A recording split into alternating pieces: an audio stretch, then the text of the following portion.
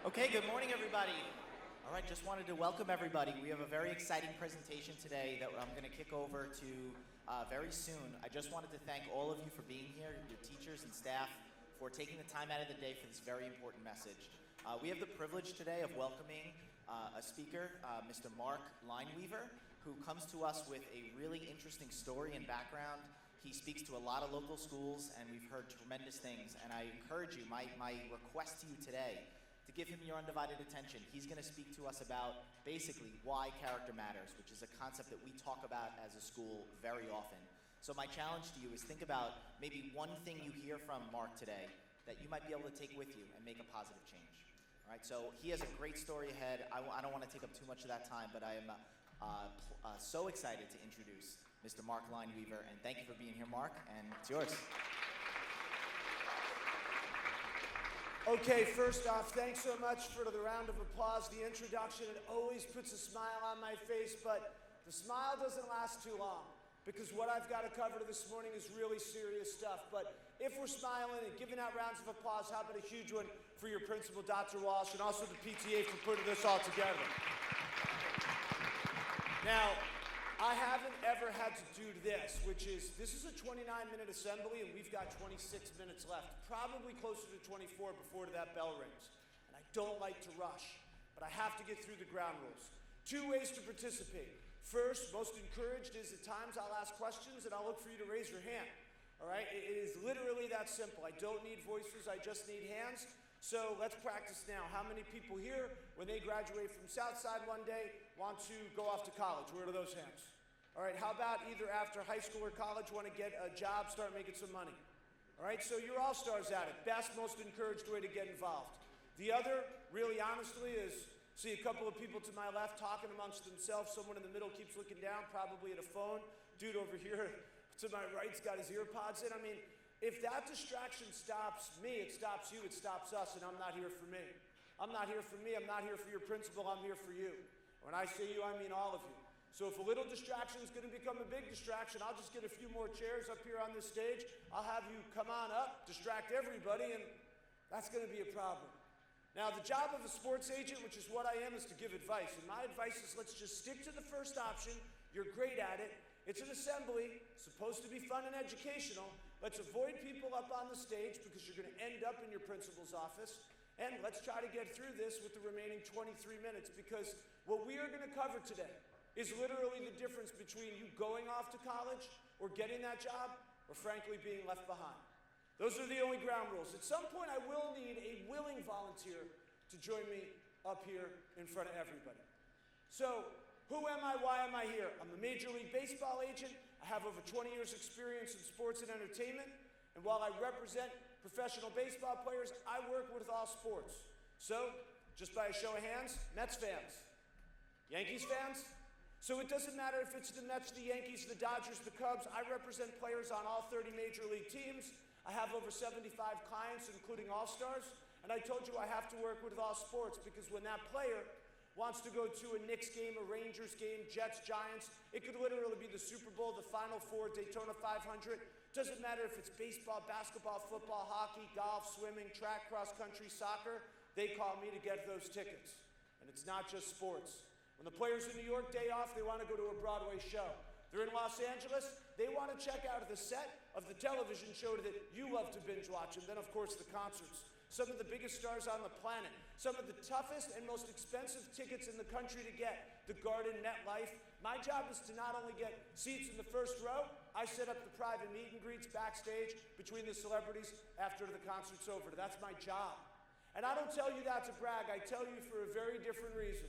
Because I have to know agents, managers, publicists, even record label executives, and when we get together, have coffee or jump on a Zoom, we'll always talk about the same thing, character.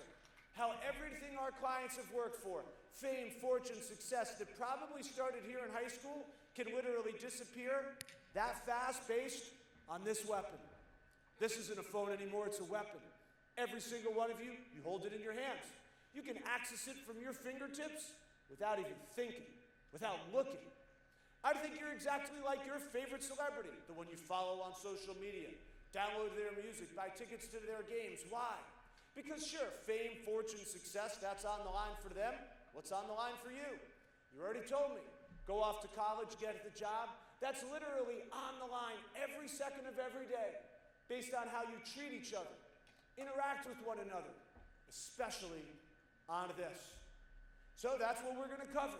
Now, before I go any further, let me get a little feel for this room. How many people here are country music fans? Do I have any country fans? A couple of you? Okay, so you would know who Chris Stapleton is. Anybody know who Morgan Wallen is? Okay. You'd be lying to me if you don't know who Taylor Swift is. Do we know who Taylor is? Okay. And then how about your boy Kendrick? Kendrick? We know Kendrick? Follow Kendrick? So we got some boos. Clearly you're on Drake's side, but the bottom line is whether it's Kendrick, Drake, Post Malone, it could be Taylor Swift, Morgan Wallen, those are some of the biggest superstar entertainers in the world. And when I tell you agents, managers, publicists, record label executives, it's those. It's theirs who I deal with. So when you say to yourself, what's the tall, bald, fast-talking white guy going to teach me today? I don't know what I'm going to teach you, but I know what I'll tell you. And that's the message you're getting this morning is the exact same message that those stars get. I think that's pretty rare. It's really up to you if you want to try to lock in and learn something that some of the biggest superstars on the planet here. Now, I told you I'm an agent and I represent 75 clients. I think you're an agent too. Only difference between us is you've got one client. Who's your client? Any guesses? It's yourself. I heard it right there first. If you don't know your pros, cons, strengths, weaknesses, likes, dislikes, inside and out, you'll probably fail both of you. The number one rule to being an agent, honesty. Got to be honest with yourself first. Job of an agent, said it a minute ago, give advice. You're going to give yourself advice every second of every day. Keep it simple. We're in school. Starts with the ABCs. Begin with accountability. You're horsing around in the hallway or to the cafeteria or maybe even in this assembly. Dr. Walsh sees it, sends you to the office, and then comes in, challenges you to take some accountability. Not what I mean. I'm talking about accountability. What's your ability? Every single one of you are superstars at something. You're better than the person to your left or right, front or back, better than everybody in this auditorium, the school, this town. What is it? And it's not always about academics or athletics or extracurriculars. In fact, I'll give you an example from when I was in high school, even middle school. When I was in middle and high school, at the end of the year, you get to vote on all those silly awards. I won the same one twice, most talkative.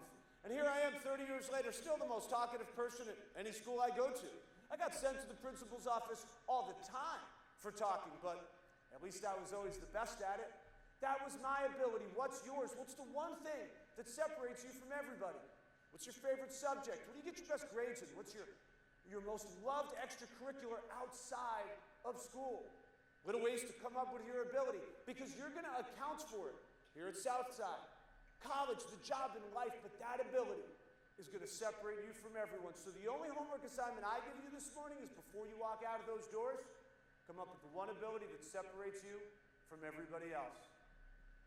Let's talk balance, get a little more Q&A here. How many people in this room, show of hands, like to play video games? Where are those hands? All right, a bunch of you. How about watch TikTok videos or Instagram reels? Let me see those hands. All right, I'm going to say something that your principal will probably be mad at. I think it's awesome. I think it's great that you like to watch TikTok, Instagram, play video games. I got players do the same thing. They always need a little bit of time each day to do it. So I'm on your side. Any athletes in here? Be proud. Raise them high. Who plays a sport? All right? How about people that would take this stage? Actors, performers, musicians, who's in the arts? Anybody in clubs, activities here at school? And what about when you go home, you got a list of chores, responsibilities you don't want to do? Where are those people? It's funny, every teacher's got their hand up too. So look, I get it, right? You're busy 24 hours in a day, right? Not for you. You don't get 24 hours because 8 of them are spent here, and everything you raised your hand for is outside of those 8 hours.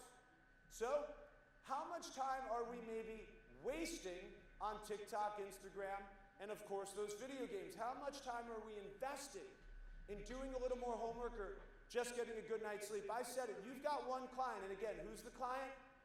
It's yourself. So don't blame your teachers, your parents, your coaches, your principal. The only person who's in charge of those 24 hours is you. And why am I really here? It is C, it is character, and this has everything to do with social media and a word that I absolutely hate using, bullying. Let's start with social media. You must be aware, right? This is what every single adult in your life tells you. In this building, you get home, onto the field, they all say the same thing. Be aware of what you post, like, dislike, comment on the videos, social media, and this extremely dangerous weapon. I'll give you a couple of examples. I'm not saying they're going to happen here at Southside and Rockville Center, not necessarily happen to you, your friend, the team you play for, the group you hang out with. But last year I gave this lecture in 19 states. They even sent me to Hawaii to talk to students. So I see what goes on out there. I'll give you an example of what actually happened out there in the real world. Let's say the new rap album drops, right? I don't care if you like rap or not, it's everywhere you go. It's being played at halftime of the game. You go to a friend's house, it's on in the background. So let's say Kendrick drops that new album. You're listening to the song here on your phone. The lyrics, they scroll up. You're all excited about the new song. You decide to screenshot it and text, WhatsApp it off to a couple of friends. Hey, did you check out this new song that Kendrick dropped? And I'll stop here. What I'm about to say next has nothing to do with race or gender. It doesn't matter if you're white, black, Asian, Hispanic, Middle Eastern, Native American, boy, girl, because when you take that screenshot and send it out, and you didn't realize that Kendrick used the N-word, that's not his song lyric anymore, that's your thought. You're choosing to share the use of that word, and whether you sent it or received it, the way that outside world works, outside of these doors, you know, the college, the job, whatever you raised your hand for, they're going to judge you. Right, wrong, fair, unfair, mistake or not.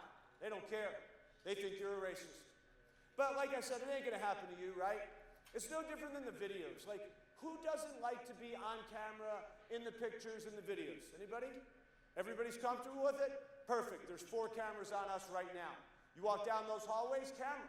You want to stop by to the Greystone Deli, run into the Dunkin' Donuts, you're going to go into Starbucks, there's a camera everywhere. It's always on you. You never know where you are when that camera's rolling. Like this weekend when you're at a friend's house and somebody's making a TikTok video, everybody's dancing around, having a good time, someone blurts out, "This is so gay." You and I both know they're not talking about the dictionary definition of cheerful. You know how that was meant. That's homophobic. And again, that outside world, college, job, whatever you raised your hand for, they're already monitoring your social media. When they look at it, they say, "Hey, what are the students like over there at Southside? Have you seen their social media? Racist homophobes." And all it takes is one person for that outside world to judge you as the entire group must be a racist homophobic group. But like I said, probably not going to happen to you and your friends, right? Now, the class participation seems a little lacking, so I'll be really interested to see who raises their hands for this one. Who's proud to raise their hand high to say, "I like being a student"? Your principal is watching. I would just put my hand up to this one, but all right, listen, I'll ask a much easier question. I'm dealing with high schoolers. Who knows how to read? If this one isn't unanimous, we are in huge trouble. I'll call regents myself. All right, so everybody put their hands up to say, "I know how to read." Of those people, I need one volunteer. I need one volunteer right there. Didn't even hesitate. Come on up. Big round of applause right there for that volunteer. That's awesome. That's awesome. Well done. Well done. What's your first name? Michaela? All right, so let me tell you what I saw. Michaela come up, didn't have any idea what you just volunteered for, right? You don't know what's next, do you?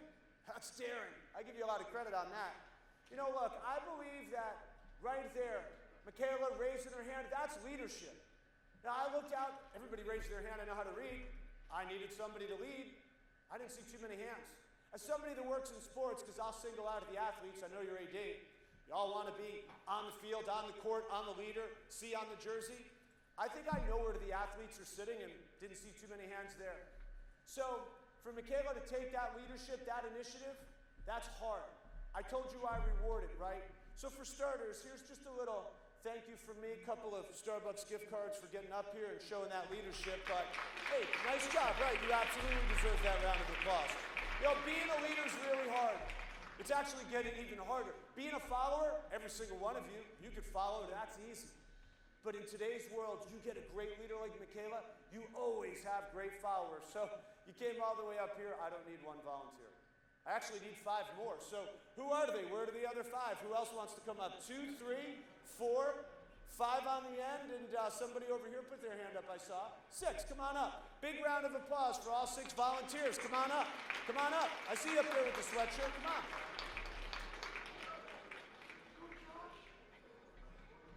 Depending upon how much time it takes the students will depend upon if the bell rings before I'm done.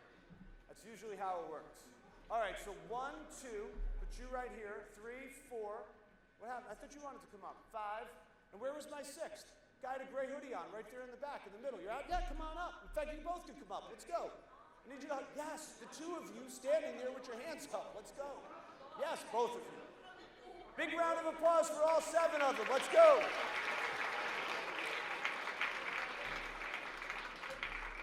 Michaela, you started this because when I looked out there, you were the only one that put your hands up. Now I've got 7 leaders. I'll have you 2 come down here on the end. All the way down here on the end. You're good? Let's come down here on my end. The 2 of you. Let's come down here. There you go. Perfect. Let's have you come down. All right. Come down here. You're good. All the way on the end. Perfect. All right. So now I've got 7 volunteers. I've got 7 leaders. And they're all up here. They don't know what's next. I asked if they knew how to read, and this isn't made up. This is actually a real-life, real-world example that happened at a school not far from here to a student just like you, freshman.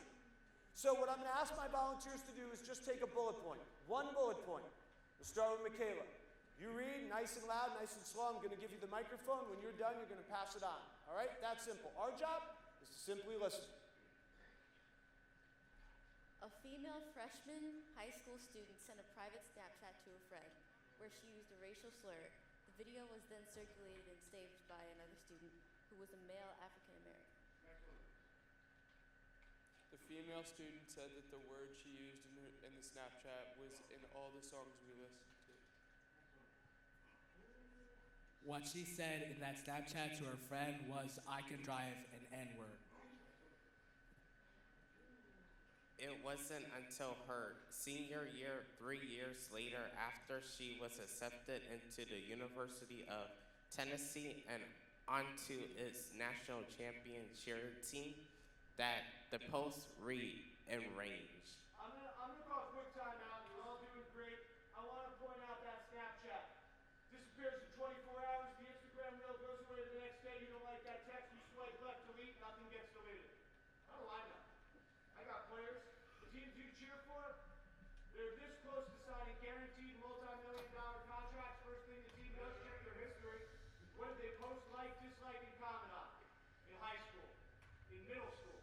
Just like the college or the job you want to go to. They're already monitoring your social media. They've got the same resources. They're going to find what did you post, like, dislike, and comment on, and nothing's been deleted. Said the word she uses is in all the songs we listen to. Sounds familiar. Spends her whole high school life, freshman, sophomore, sorority year, gets all the way up to a senior, earns a scholarship. National champion cheer team. 3-second Snapchat from 3 years earlier, her freshman year, that she thought just went away, somehow reemerged. Let's continue, please. After the female student went. After the female student went to Instagram to voice her support of the Black Lives Matter movement following the George Floyd protest, the African American student who saved the video shared the original Snapchat on TikTok, Instagram, and Twitter, and called out her racist behavior. It led to thousands of students nationwide calling out the female student for her use of the N-word. It resulted in public pressure on the university. As first, her spot on the team was revoked, and then the college gave the student the choice of withdraw or Tennessee would take back its offer. Oh. She was withdrew from the college, is now 20 and living at home with her parents. Her mother said the entire experience vaporized. 12 years of her daughter's hard work and unfortunately going to affect her to the rest of her life. If you think those examples I gave you can't happen to you, your friends, your teammates, your classmates, can't happen to any one of them, can't happen here at Southside Rockville Center, you think you're invincible? Think of all the videos your face is in you can't remove it from. All the times you're tagged in a poster on that group thread and you know this is inappropriate. Well, when this type of behavior goes down and you say, I got nothing to do with it, your name and face is on it, you're going down with it. And that college, that job, whatever you raised your hand for will disappear that fast. I sure hope that one client you represent, you're looking out for their best interest, because this is real life every single day. You got one person to look out for, one person to protect. It's not the other person's future that's on the line, it's yours, and you're working way too hard for it. This is a cancel culture. That college, that job will cancel you in a heartbeat. Please understand how dangerous this is. Take it seriously. Listen to the adults. Please be aware.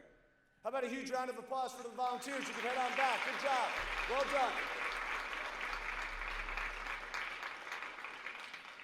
We're really running short on time, and that bell's going to ring, and I hate to say I might even have to skip one or two session parts of this, but I can't skip this one. Because when I hear that story, I think to myself, we know about three people. Person who lost the scholarship for using the word, person who was offended and understandably rightfully so, and the person who got the Snapchat. But the details missing are the one who got the Snapchat. We know this, they weren't brave enough to do something about it. You see something, you gotta say something. You hear someone, you gotta tell someone. Being brave's not easy. It's actually really hard. Being brave is sharing information with an adult. I wonder if that person who got the Snapchat was brave enough to tell an adult. Could there have been an apology in the principal's office or an assembly like that? We'll never know.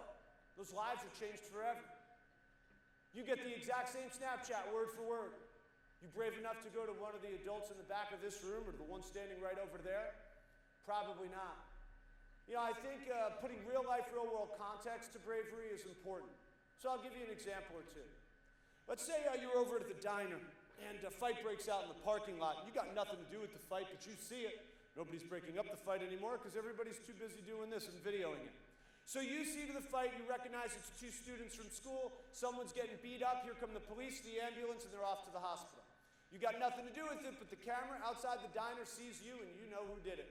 Or when you go to the Dunkin' Donuts, person's making one of those fake accounts on this, you know, the one on Instagram, no name, no face, so they can terrorize somebody in this room. Got a victim there too, and you got nothing to do with it, but you saw the person at that table who put that account together. So now the police are involved because those are crimes, and when they confiscate the footage, see the video, they're going to see you in it. They're going to call home. They're going to bring you down to the police station. It'll be you, your family, the victim's family, and let's get real. If the person who got beat up was your brother or sister, or the one who got absolutely humiliated on social media was your best friend, you'd hope somebody in this room was brave enough to say who it was. So in that moment, you've got one client to represent and two choices to make. You could either be brave, help out, give the name, and assist the police, do the right thing. Or you could say, I ain't no snitch, I'm not going to give up that name, because when you choose that one, you've lost all control. See, maybe the police, uncooperative witness, that's you now, maybe they have to arrest you. Could you imagine being arrested based on a lack of bravery or doing the right thing? Or maybe they call the school, say to your principal, suspend the student. That's our recommendation as law enforcement. Well, whatever it is, the college, the job, everything you raised your hand for that you think was next, disappears. And the only person that put you in that spot was you, based on that lack of bravery. So I'm not up here to tell you to do anything, but I want you to know with these cameras everywhere that see your every move, the only person who can decide how brave the one client you represent is you. It's really no different with which person are you every day? Are you the one that shows up here every morning, selfless and kind to the students, the teachers, and the staff? Or are you the one who shows up selfish and mean? You're the only person that gets to decide that every moment of every day. So you get to pick. Am I going to be selfless and kind or selfish and mean? Because you told me you want to get out there into that real world, right? Pretty soon, 18 college freshmen are on that job site. You're going to hope the people that you need to rely on are a lot more selfless and kind to you than selfish and mean. So like the last slide, the only person who gets to pick which one you want to be is you. Now, for the athletes, I saw the hands go up. I'm familiar with sports here. The basketball team a few years ago, great run. I know this is a really athletic-minded community.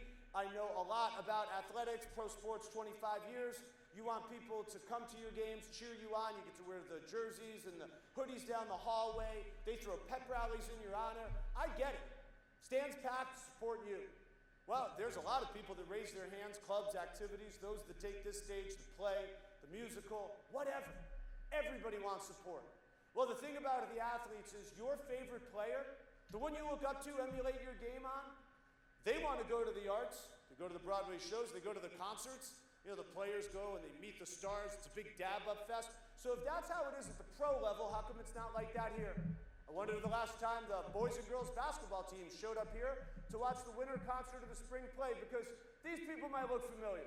Talked about it before, Stapleton, Taylor Swift. That's your boy Kendrick when he was in high school. Senior, picture right in front of Compton High.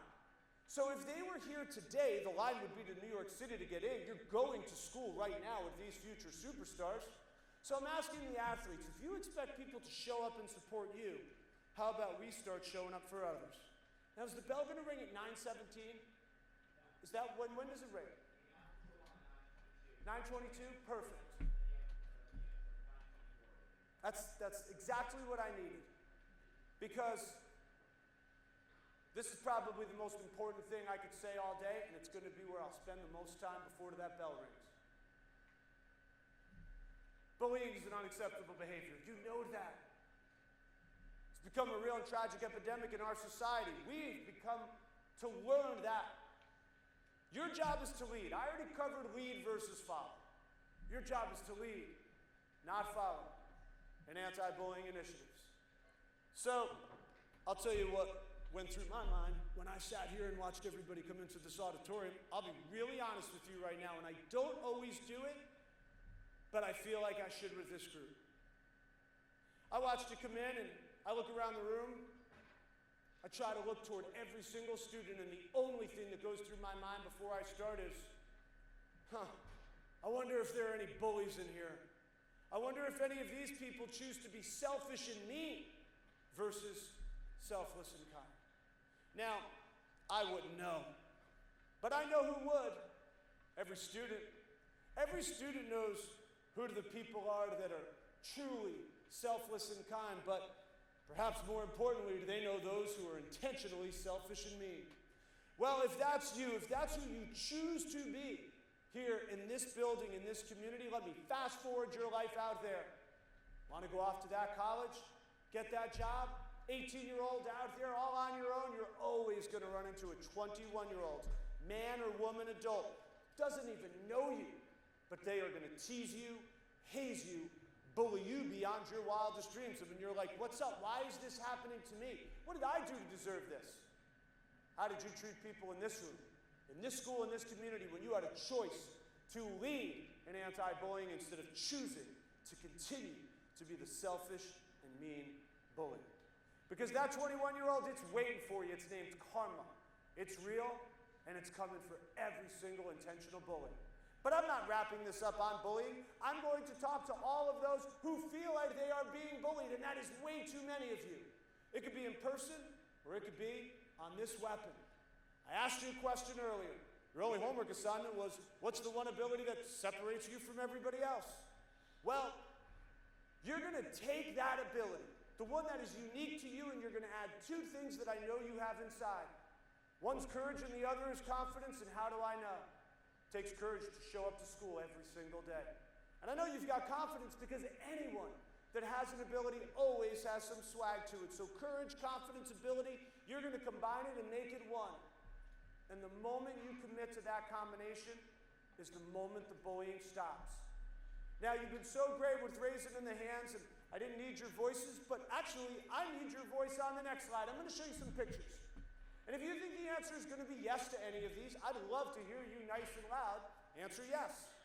I'm curious, do you think if there was one selfish and mean, one intentional selfish and mean bully that went to this school, do you think if this kid walked down those hallways, that selfish and mean bully would call this kid a dork? Yes. Would they call him a loser? Yes. I only hear one person and I only need to hear one, but let me try it again. Would they call him a dork? Yes. What do they call him, a loser? Yes. Fat? Yes. I agree. I think one bully, and good job, thanks for participating, would call this student a fat dork loser, and it don't matter if it's a boy or a girl, high school, middle school, elementary school, that student hears fat dork loser all day. And it doesn't stop when the bell rings or they get off the bus. Why? This weapon. This is where the bully lives. This is where the bully hides.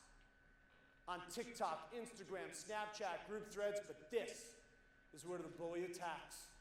And we're watching that boy or that girl who has to hear fat dork loser all day go home, stare at it at night, decide to make the most extreme, heart-wrenching, of permanent, irreversible decisions to have the bullying stop permanently.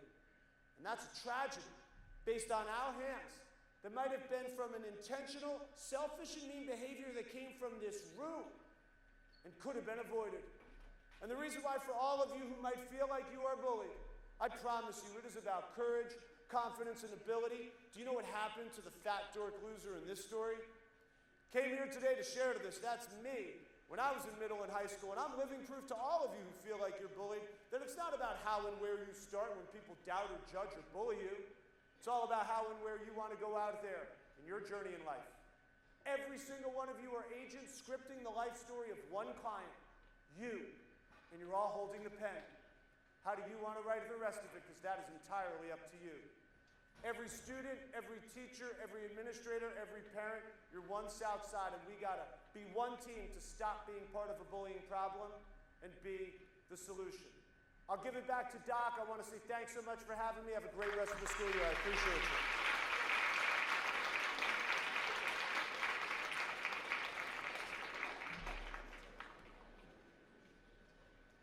Thank you, Mark. What a great, powerful message. How about one more round of applause for Mark for being here today?